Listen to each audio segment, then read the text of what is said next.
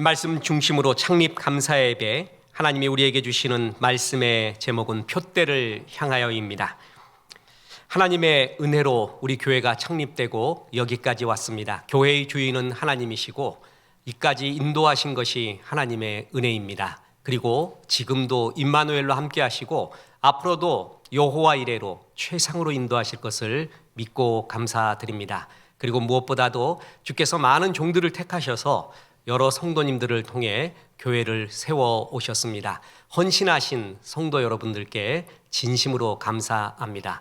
많은 젊음과 힘과 그리고 마음, 열정, 물질 모든 것을 다 들여 하나님의 나라, 하나님의 교회를 잘 세워왔습니다. 어느덧 머리에는 흰 백발의 면류관이 꼽히고 있지만 주께서 가장 영광스러운 면류관으로 하실 것입니다.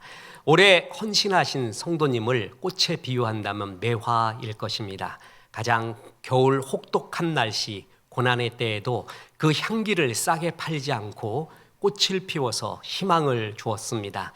그리고 그 은혜로 하나님의 영광으로 지금 새로운 성도님들은 봄꽃에 비유할 수가 있습니다. 만발하게 피어있는 봄꽃들 그리고 매화들, 이 하나님의 꽃밭이 이렇게 어울려져서 여기까지 왔습니다. 다시 한번 하나님의 은혜, 주인 되신 하나님께 영광을 돌리고 수고한 성도님들께 하나님의 축복과 은혜가 넘쳐나기를, 그리고 감사의 마음을 성도님들께 드립니다. 오늘 창립 감사 예배 때 주께서 주시는 이 말씀의 첫 번째 교훈은 표대가 있을 때 삶이 힘이 있다라는 것입니다. 다시 한번 본문을 제가 읽어드리겠습니다. 빌립보서 3장 12절, 내가 이미 얻었다 함도 아니요 온전히 이뤘다 함도 아니라 오직 내가 그리스도 예수께 잡힌 바 된 그것을 잡으려고 달려가노라. 형제들아, 나는 아직 내가 잡은 줄로 여기지 아니하고 오직 한 일, 즉 뒤에 있는 것은 잊어버리고 앞에 있는 것을 잡으려고 표대를 향하여 그리스도 예수 안에서 하나님이 위에서 부르신 부름의 상을 위하여 달려가노라. 자, 여러분, 오늘 이 본문을 읽고 낭독하고 들었을 때 어떤 이미지가 떠오릅니까? 전시회를 가보면 전부 돌아보고 난 다음에 떠오르는 한 가지가 있죠. 그걸 토탈 이미지라고 합니다. 자, 이 말씀 듣고 난 다음에 한 가지가 떠오를 것입니다. 그것은 힘차다라는 것입니다. 파도 같습니다. 그리고 푸르다라는 것입니다. 너무나 에너지가 넘쳐나는 불꽃 같은 말씀입니다. 여기서 달려간다라는 헬라어 디오코는 원래 사냥에 쓰이던 것입니다. 마치 사냥개가 먹이를 발견했을 때 그것을 향해 힘껏 질주하는 모습, 그게 디오코입니다. 바울은 내가 지금 달려간대요. 그런데 아십니까? 이 빌립보는 바울의 노년기, 거의 마지막 죽음을 앞두고 쓴 그러한 편지입니다. 죽음을 앞둔 노 사도가 이런 말을 할 수 있습니까?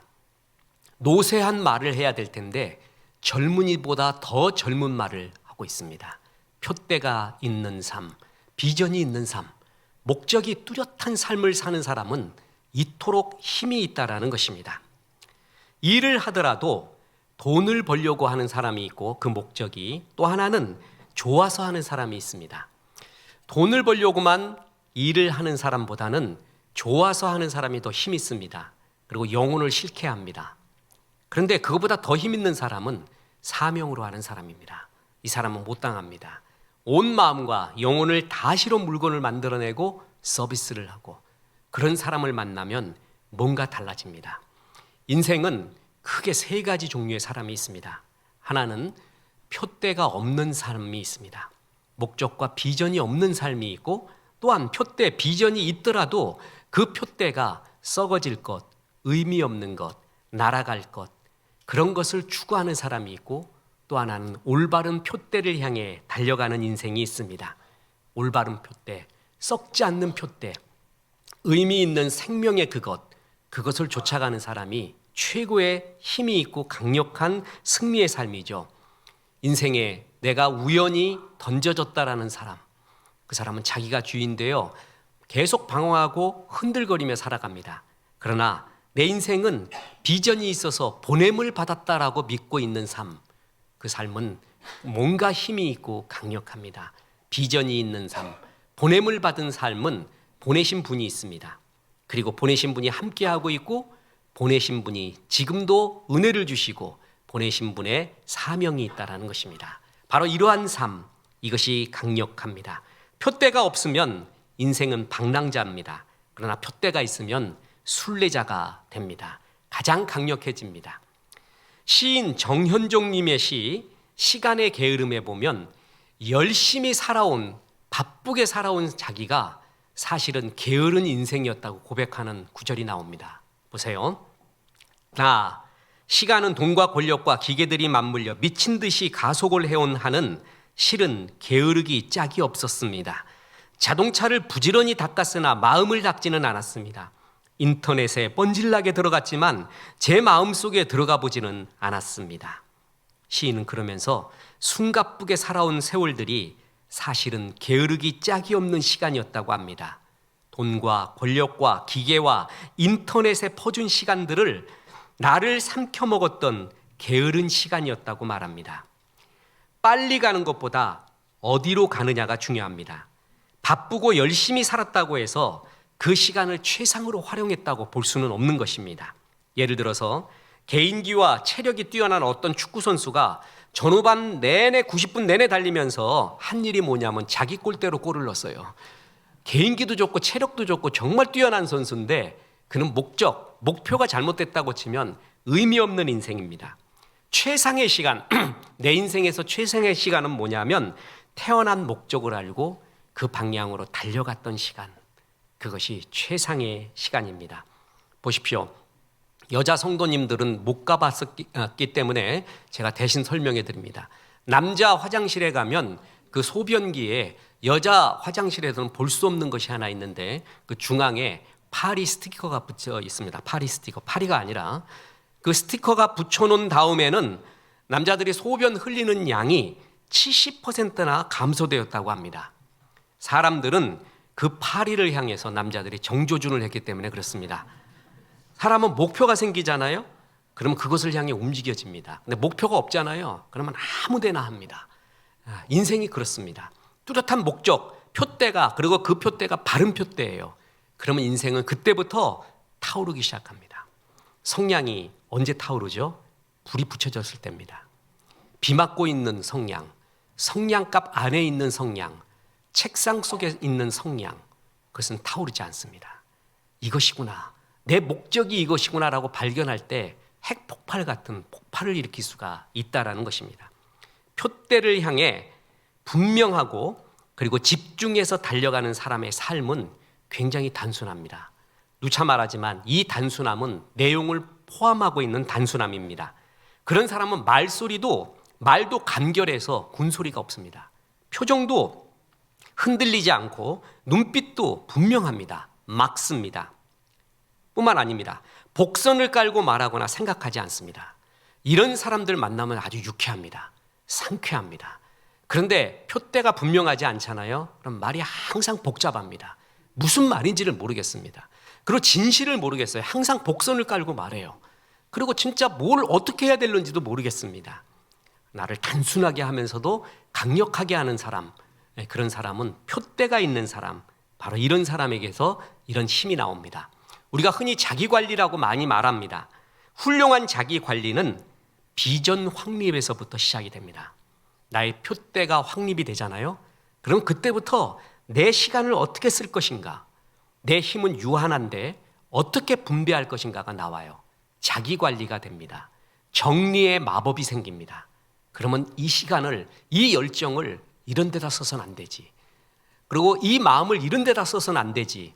표대가 정해질 때 내 삶은 정립됩니다. 남들이 뭐라고 말합니다. 좋은 조언입니다. 좋은 권면이 될 수도 있습니다. 그러나 거기에 좌지우지되지 않습니다. 그들에게는 많은 이야기를 듣지만 그것에 내 인생이 흔들리거나 방향을 못 잡지 않습니다. 표대가 있을 때 분명히 그 길로 달려갈 수가 있다는 것입니다. 돋보기를 보십시오. 돋보기가 종이를 태웁니다. 태양, 빛을 집중하기 때문에 그렇습니다.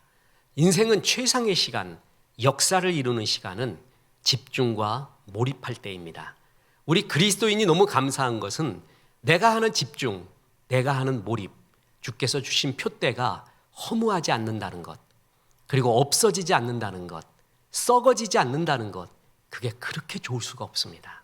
세상 사람들, 목표가 없는 사람들, 표대가 없는 사람도 불쌍하지만 잘못된 표대를 향해 가고 있는 사람이 더 불쌍한 것입니다.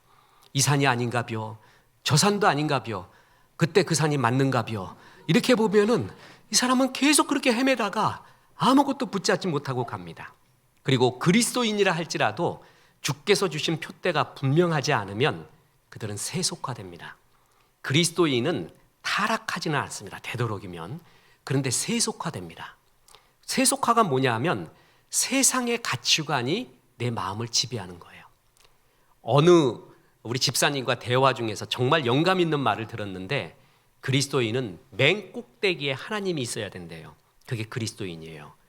근데 세속화가 머리 꼭대기에 있는 사람은 하나님보다 세속적 욕망과 생각이 더 머리에 있습니다. 더 위에 있습니다. 타락한 것 같지는 않지만 그가 말하는 것, 생각하는 것, 추구하는 행복관, 물질관, 자녀관, 그 모든 것이 세속적이 되잖아요. 힘이 없어집니다. 역사가 나타나지 않습니다. 뚜렷한 표대가 없을 때 세속화될 가능성이 우리 그리스도인에게도 얼마나 많은가 모릅니다. 자, 묻습니다. 그렇다면 표대가 뭘까요? 바울 사도도 전에 헛된 표대가 있었습니다.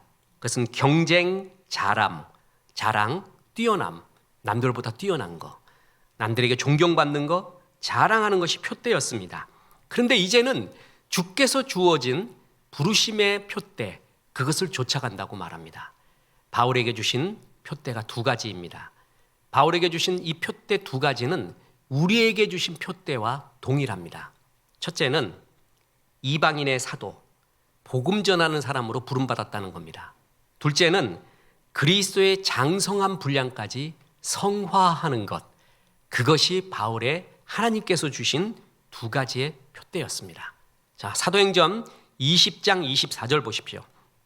내가 달려갈 길과 주 예수께 받은 사명, 곧 하나님의 은혜의 복음을 증언하는 일을 마치려 하면은 나의 생명조차 조금도 귀한 것으로 여기지 아니하노라. 푸른 파도 같지 않아요?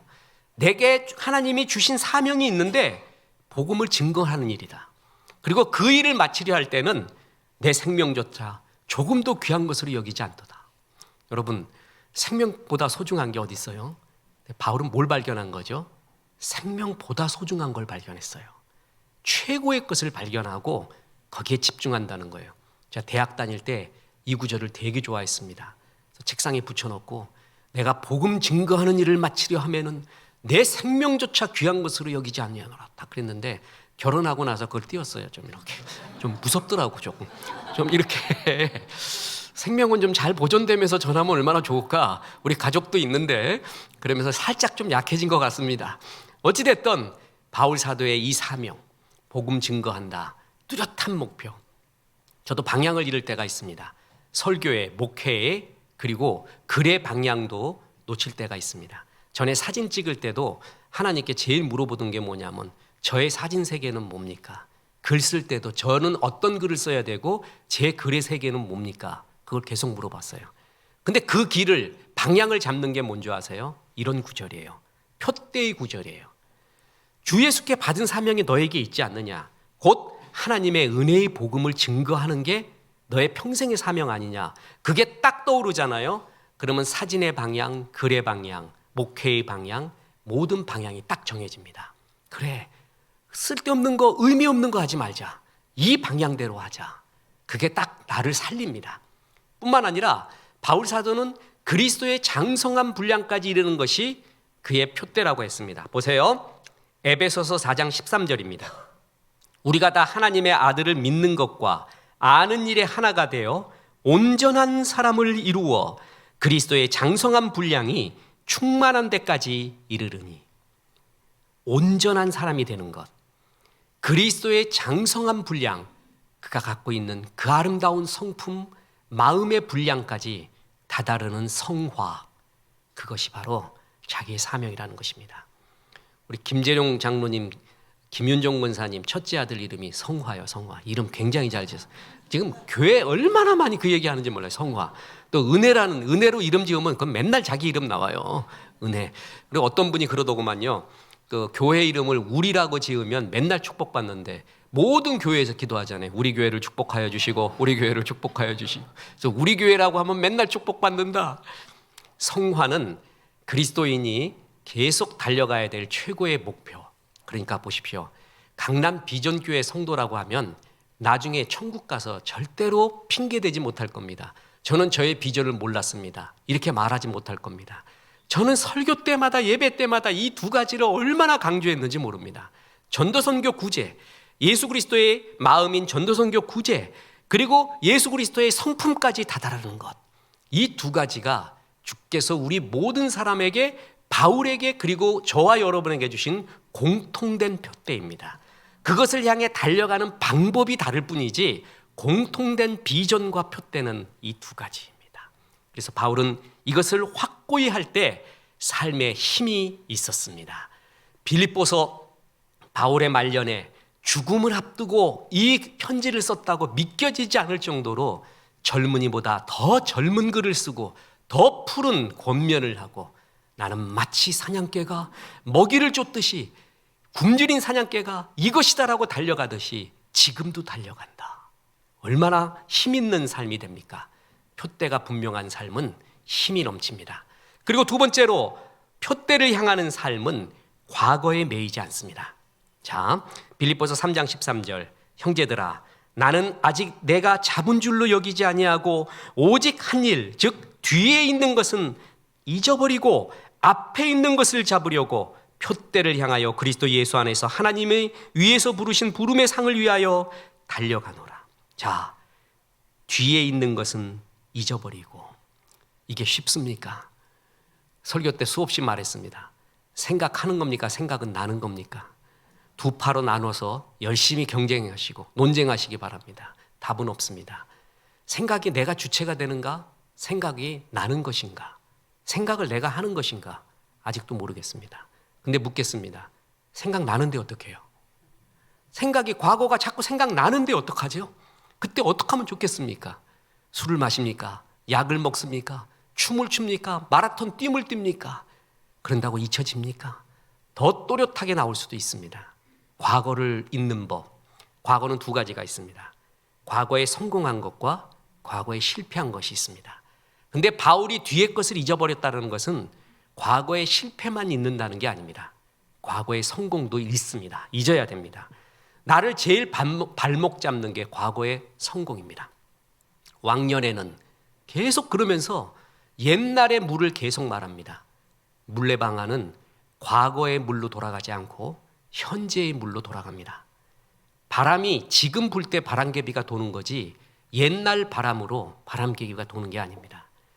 옛날의 성공에 매여 있잖아요. 그리고 그것이 다라고 여기면 아무 넓은 수도 없고 그 사람은 과거 속에 사는 것입니다.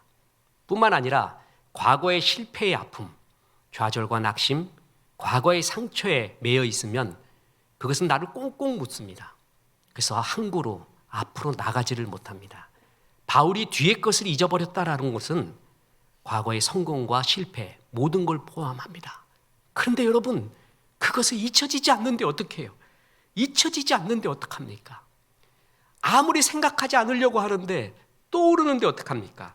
더군다나 성경은 이렇게 얘기합니다. 이사야 43장 18절에 너희는 이전 일을 기억하지 말며 옛날 일을 생각하지 말라. 누가복음 9장 62절에 예수께서 이르시되 손에 쟁기를 잡고 뒤로 돌아보는 자는 하나님의 나라에 합당하지 아니하니라. 그런데 이 말이 맞다는 걸 알아요. 어떻게 뒤를 보면서 운전합니까? 운전은 앞을 보고 하는 것이죠. 뒤 보고 할 수가 없습니다. 뜀뛰기를 하는데 뒤 보고 어떻게 뛸 수가 있겠습니까? 앞을 보고 뛰어야 되죠. 이거 이론적으로 압니다. 근데 안 되는데 어떡합니까? 하나님이 그래서 우리에게 치유책을 주신 것이 있습니다. 그게 표대입니다. 그게 비전입니다. 현재의 강한 비전이 과거의 아픔을, 과거를 잊게 합니다. 이기게 한다는 거예요. 그게 하나님께서 우리에게 주신 힘이라는 것입니다. 정말 권해주고 싶은 책 중에 하나가 그렉 맥커운의 에센셜리즘입니다. 본질, 확실한 에센스에 집중하라는 거죠. 거기에 보면 남아프리카 공화국의 전 대통령인 넬슨 만델라의 이야기가 나옵니다. 그 사람 27년 동안 감옥에 있었습니다. 얼마나 울분에 차 있었겠습니까? 근데 그 사람이 그 분노도 울분도 모든 괴로운 시름도 다 놓아버렸어요. 그 이유가 있습니다. 보십시오. 감옥에서 27년을 지내는 동안 그 스스로가 에센셜리스트가 되었는데 1962년에 감옥에 투옥되었던 그는 그야말로 인생의 모든 것을 잃었다. 집, 평판, 자존심, 자유 등 그야말로 모든 것을 잃었다. 하지만 투옥이 되고 나서 그는 정말로 중요한 것들에 인생의 모든 것을 집중했고 그 이외의 것들은 전부 버렸다. 심지어 그 자신의 분노마저도 버렸다. 그가 이렇게 할 수 있었던 것은 남아프리카 공화국에서 극단적인 인종차별 정책을 없애는 것을 자신의 본질적인 목표로 삼았기 때문이다. 어떻게 27년 동안 억울한 옥살이를 하면서 분노가 없겠습니까?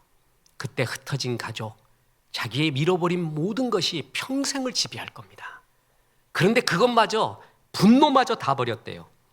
죽도록 잡고 있었던 자존심도, 이걸 버리면 내 존재감이 없어진다고 하면서 잡고 있었던 분노도 없애버릴 수가 있는 것.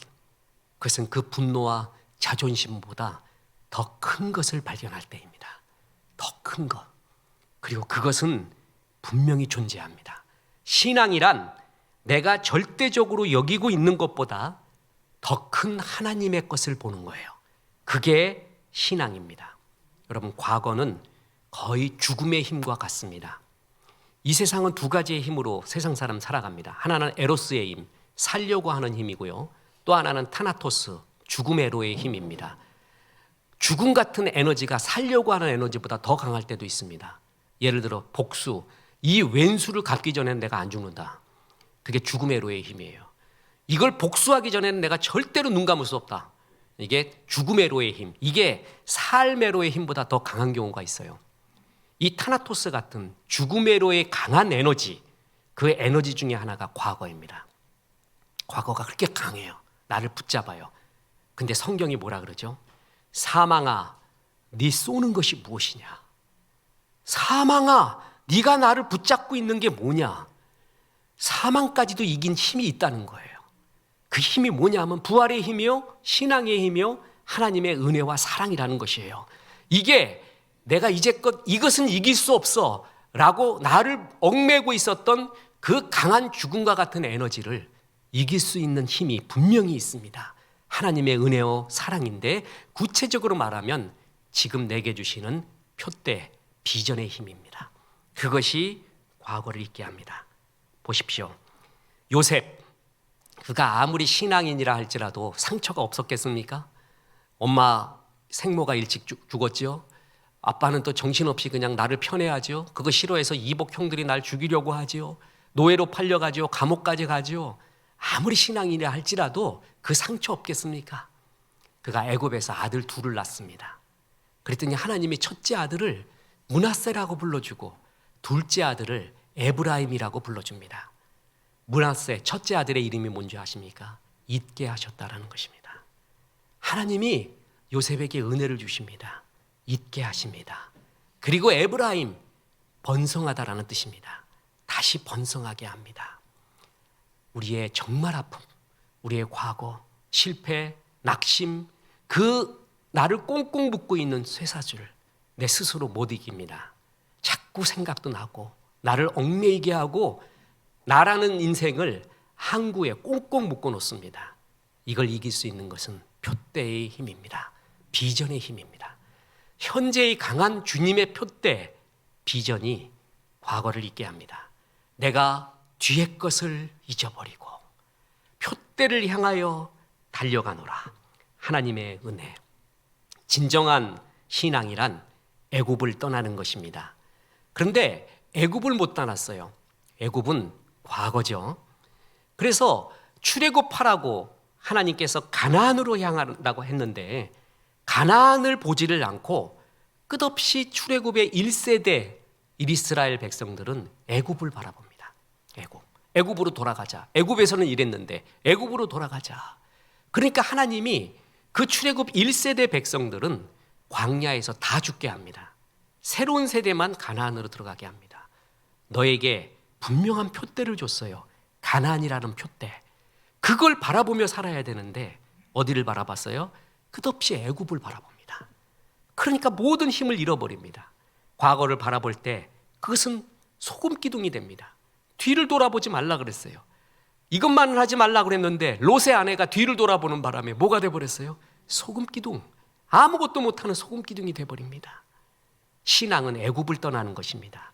그 애굽의 과거보다 더 강한 하나님의 은혜와 사랑이 있다는 것을 믿는 것입니다. 지금은 모릅니다. 그러나 그것은 분명히 있습니다. 그리고 그것을 위해서 하나님께서는 내가 지금 하라고 하시는 표대가 있습니다. 비전이 있습니다. 그걸 바라볼 때 과거를 잊어버리게 됩니다. 뿐만 아니라 이 표대를 향한 삶은 노년도 비전의 삶을 산다라는 것입니다. 뒷방 늙은이가 되지 않는다는 거죠. 보십시오. 빌립보서 3장 13절 14절 다시 본문 보면 형제들아 나는 아직 내가 잡은 줄로 여기지 아니하고 오직 한 일 즉 뒤에 있는 것은 잊어버리고 앞에 있는 것을 잡으려고 표대를 향하여 그리스도 예수 안에서 하나님이 위에서 부르신 부름의 상을 위하여 달려가노라. 뒤의 일 내가 아직 잡은 줄로 여기지 않는다. 이걸 어떤 설교가님은 창조적 불만이라고 했습니다. 굉장히 맞습니다. 오스왈드 챔버스 목사님은 참된 성령 충만이란 끝없는 갈망이다라고 그랬어요. 이만하면 됐지가 아니라 끝없이 갈망합니다. 내가 더 복음 전해야 되는데, 내가 더 예수를 닮아야 되는데. 여러분 그래서 사진 찍어주세요라고 하면은 옛날 젊을 때 사진보다 지금 사진 보내주세요. 왜냐하면 지금이 조금 더 성화됐잖아요. 그러니까 성화되기 전 사진보다는 옛날 사람은 옛날 사진이 제일 멋있다고 그래요. 젊었을 때 사진. 근데 그리스도인은 다른 거예요. 젊었을 땐 젊은 이쁨이 있지만 지금은 성화된 내 얼굴을 한번 봐라. 성화된 내 눈빛을 한번 봐라. 젊은 그 풋 냄새 나고 떫은 냄새가 아닌 지금이 얼마나 멋있는가. 그래, 난 날이 갈수록 더 아름다워진다. 내 육신은 후패하여지나 내 속사람은, 내 인품은 예수를 더 닮아간다. 그리스도인에게는 영원한 소망이에요. 그래서 바울은 뒤에 것 잊어버리고 아직 내가 잡은 줄로 여기지 않는다. 무슨 얘기죠? 이만하면 됐다가 아니라는 거예요. 이만하면 됐다가 노인네입니다. 젊은이는 그렇게 생각하지 않습니다. 내가 아직 더 달려가야 될 그리스도의 장성한 분량이 있지. 내 힘이 닿는 곳까지 아직도 하나님의 복음을 전해야 될 그 무엇이 있지. 감리교의 창시자인 존 웨슬리는 88살에 말을 타고 다니면서 전도했다고 합니다.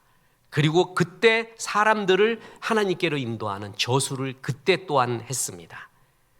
웨슬리가 이렇게 고령의 나이에도 달릴 수 있었던 것, 그것은 표대가 분명했기 때문에 그렇습니다. 하나님이 복 있는 사람을 이야기할 때 시절을 조차 과실을 맺는다고 했습니다. 그 얘기는 뭐냐 하면은 예를 들어서 내가 또 여름이 오고 가을 되면 열매 맺지, 또 가을 오면 열매 맺지, 다른 가을이 오면 또 열매 맺지, 시절을 조차 열매 맺어. 이 말도 맞지만 이렇게도 맞습니다. 어느 시절에도 열매를 맺는다는 겁니다. 열매는 젊은 날 힘 있을 때만 맺는 게 아닙니다.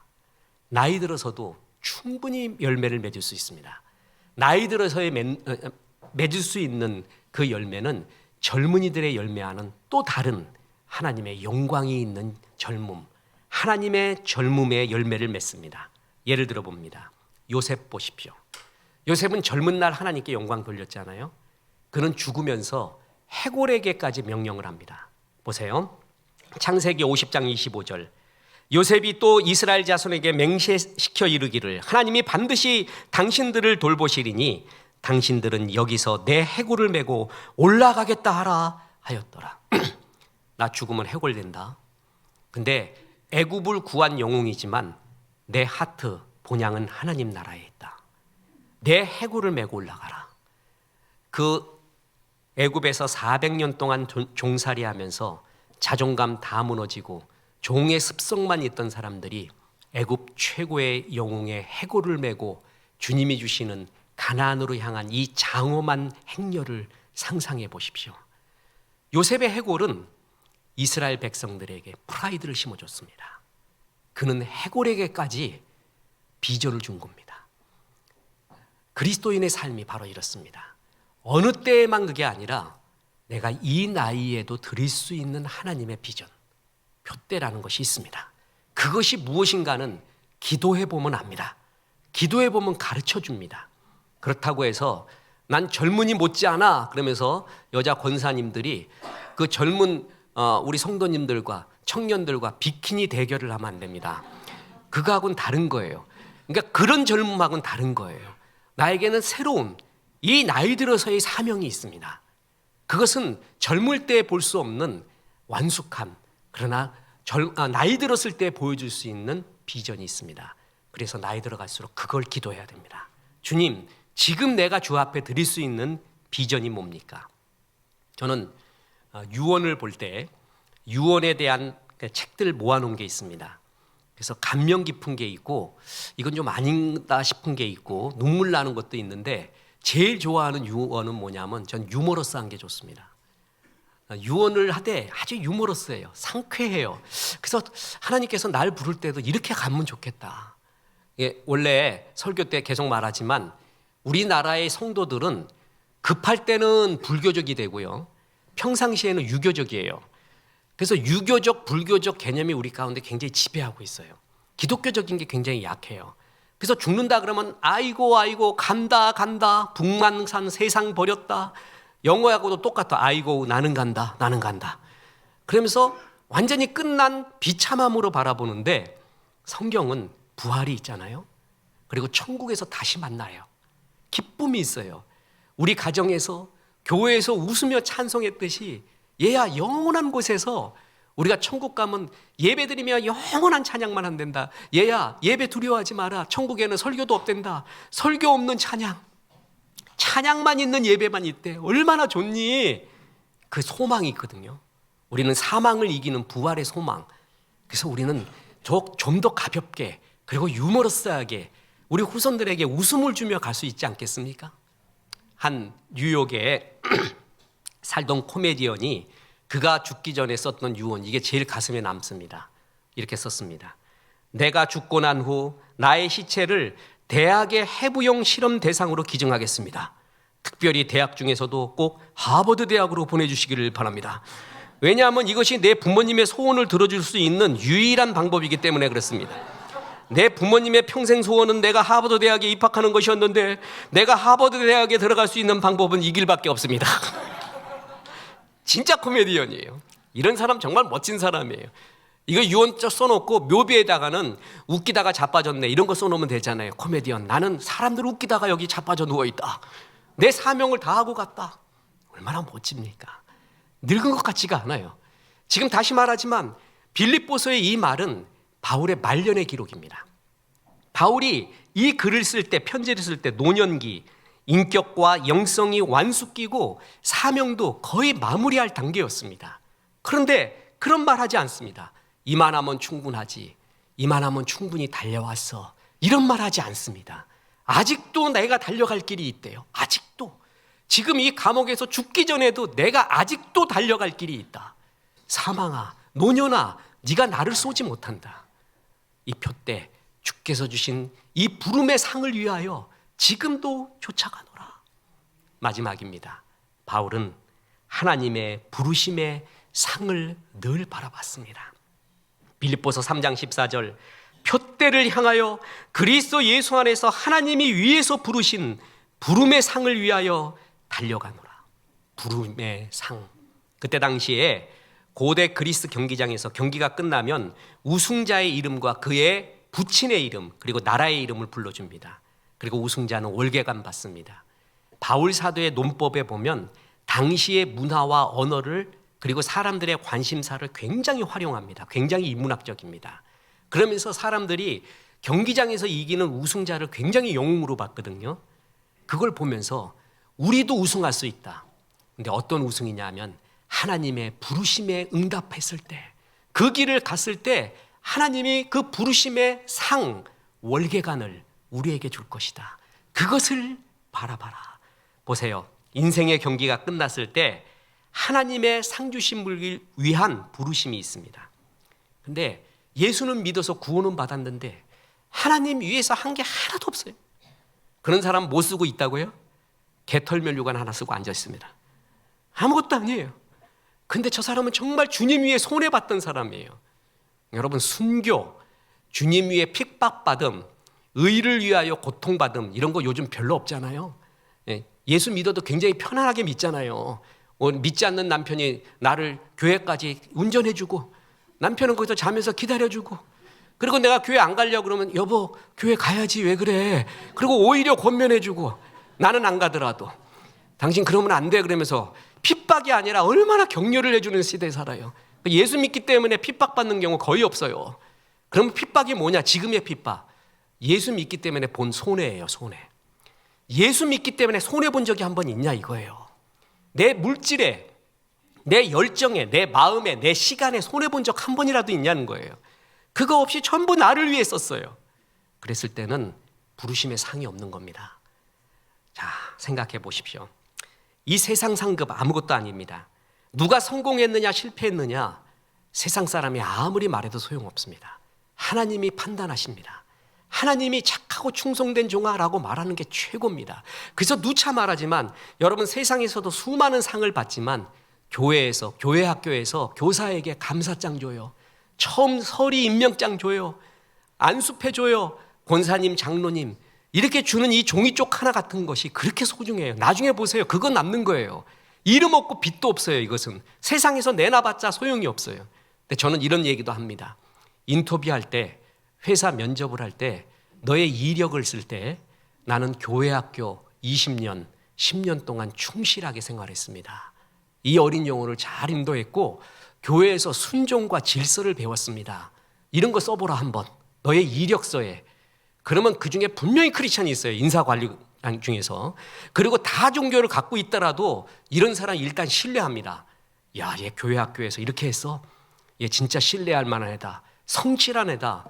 그거 이력 안 될 것 같습니까? 세상에도 이력이 되고요. 하늘나라 가보십시오. 그게 상이 제일 큰 겁니다.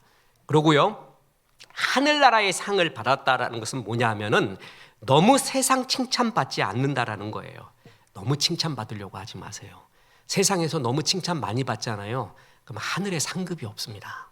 하나님이 줄 게 없어요. 목사님 너무 유명해서 너무 칭찬 많이 받잖아요. 그러면 하나님이 줄 게 없습니다. 그런 말이 있습니다.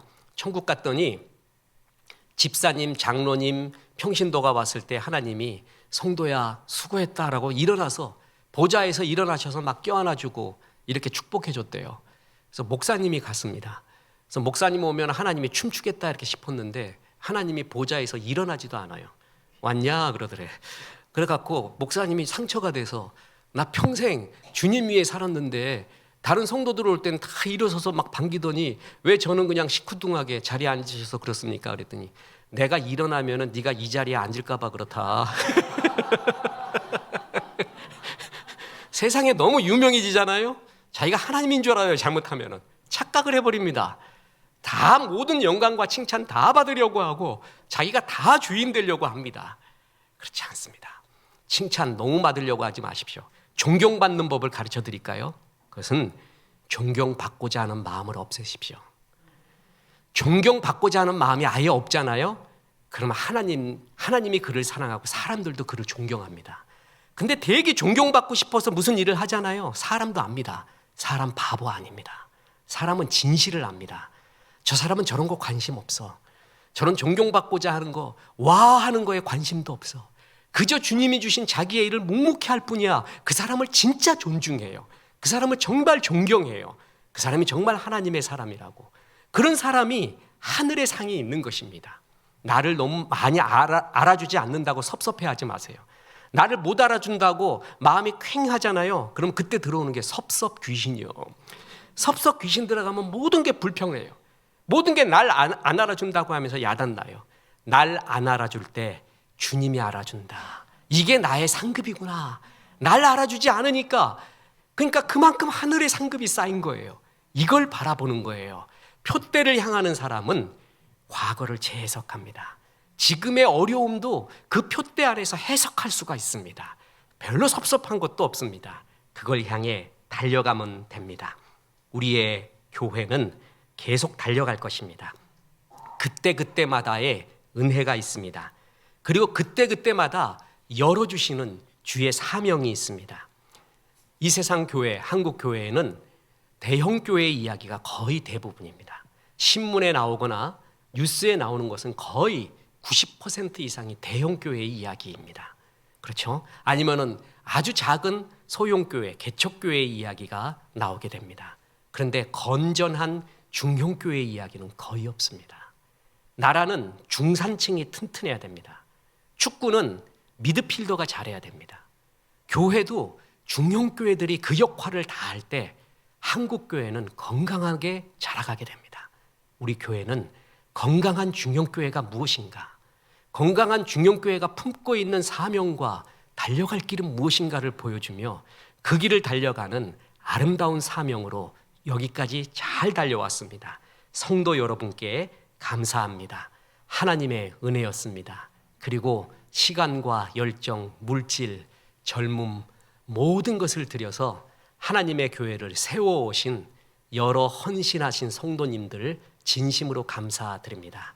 그리고 그 뿌린 씨앗 때문에 지금 새로 들어와서 봄꽃처럼 피어있는 우리 새 등록 성도님들을 축복합니다.